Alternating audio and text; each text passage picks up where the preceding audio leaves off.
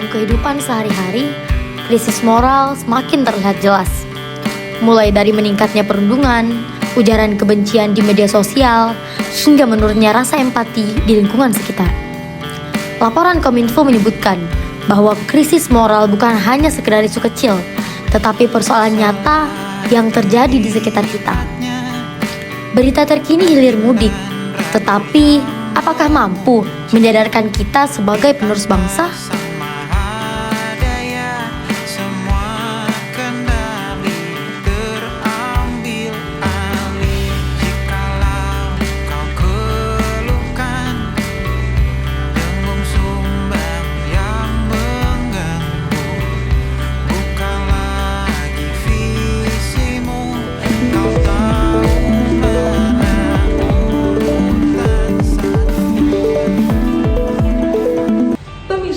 Pendidikan karakter di Indonesia telah menjadi fokus nasional sejak lama.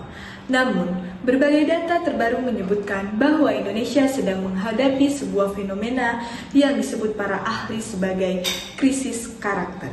Mulai dari meningkatnya kasus kekerasan, intoleransi, hingga rendahnya kejujuran di kalangan pelajar.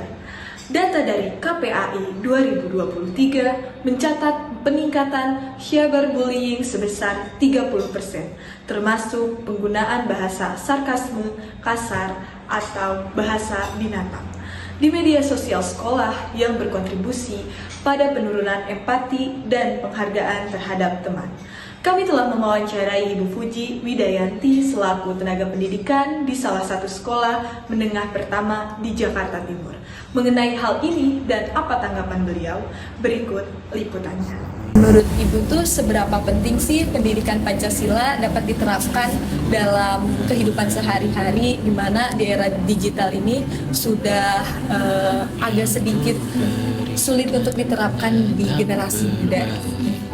Ya, kalau menurut saya sendiri ya, pendidikan Pancasila sangat penting sekali untuk generasi saat ini.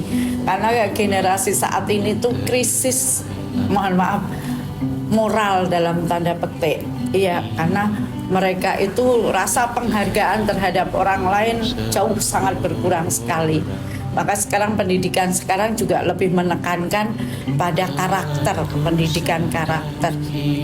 Jelas itu merupakan tantangan yang sangat berat ya, khususnya bagi kita guru-guru, karena punya tanggung jawab moral terhadap generasi yang akan datang, yang paling tidak sebagai generasi penerus di bangsa ini. Kalau mereka tidak ada rasa kepedulian terhadap orang lain, rasa tidak ada penghormatan terhadap orang lain, maka rasa congkak, rasa sombong itu akan ada, sehingga dia akan berbuat semena-mena terhadap orang lain. Itu banyak ya sebetulnya kasus-kasus itu, banyak di sekolah, apalagi di Jakarta yang pergaulannya memang luar biasa.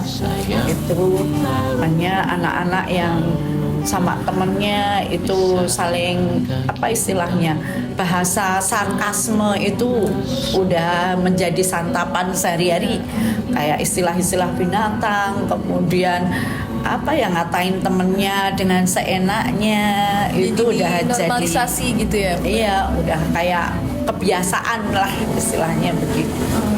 Berkaitan dengan hubungan sosial ya, bagaimana menghargai orang lain, bagaimana menghormati orang lain, bagaimana hak-hak asasi orang lain itu harus kita junjung, harus kita hargai, bahwa setiap manusia itu punya keunikan, punya karakter masing-masing. Itu kadang mereka selalu menyamakan bahwa dia seperti itu gitu loh. Lihat perubahan positif pada sikap dan perilaku siswa setelah mempelajari pendidikan Pancasila, bisa diceritakan contohnya bagaimana Ibu? Ya, paling tidak anak-anak mulai sadar bahwa mereka itu tidak sendiri. Mereka hidup itu bermasyarakat, jadi harus saling menghargai, harus saling menghormati. Apalagi sebagai manusia, kita sebagai manusia itu kan sebagai makhluk sosial juga, nggak bisa hidup sendiri. pasti kita butuh bantuan orang lain. Nah, bagaimana biar orang itu bisa berempati kepada kita juga berempati kepada orang lain, seperti itu. Apa harapan Ibu terhadap masa depan pendidikan Pancasila, perannya dalam menciptakan masyarakat Indonesia yang lebih berkualitas? Kalau kita harapannya ya paling tidak sila-sila nilai-nilai Pancasila yang ada itu bisa diterapkan dengan baik. Kemudian anak-anak tidak hanya sekedar menghafal, tapi juga ada nilai-nilai yang memang diamalkan dalam keseharian. Pemirsa, data dan laporan tadi menunjukkan bahwa krisis karakter yang kita hadapi ini bukanlah sekedar isu, tetapi kenyataan yang harus kita tangani bersama. Itu dia laporan terkini yang bisa saya sampaikan. Saya Sheryl dari Gria Uti TV melaporkan.